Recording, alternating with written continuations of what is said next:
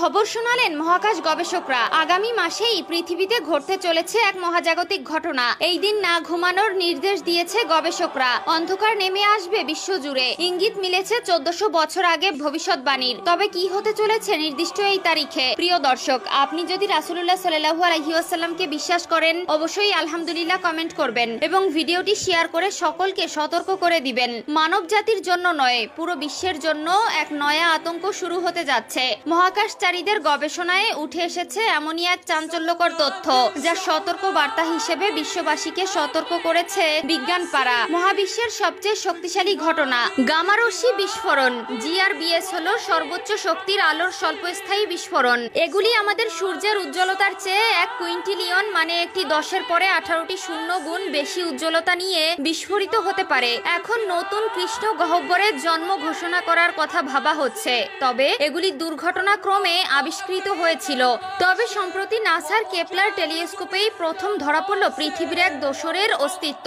সঙ্গত কারণেই উত্তেজনা তুঙ্গে। পৃথিবীর দোসর যখন, তখন কি সেখানে প্রাণের অস্তিত্ব থাকবে না? আদিগন্ত বিস্তৃত মহাকাশ নিয়ে মানুষের জিজ্ঞাসার শেষ নেই। পৃথিবীর বাইরে আর কোনো পৃথিবী আছে কিনা তা জানার জন্য 5 দশক আগে মহাকাশে পৌঁছে গিয়েছিল ইউরি গ্যাগারিন। তারপর 1969 সালে চাঁদে পদার্পণ করলেন নীল আর্মস্ট্রং। এরপর রহস্য উন্মোচনের লক্ষ্যে একের পর এক মহাকাশযানও কখনো পৌঁছেছে চাঁদে, কখনো মঙ্গলে। দূরবীনে বছরের পর বছর চোখ ঠেকিয়ে বসে রয়েছে মহাকাশ বিজ্ঞানীরা।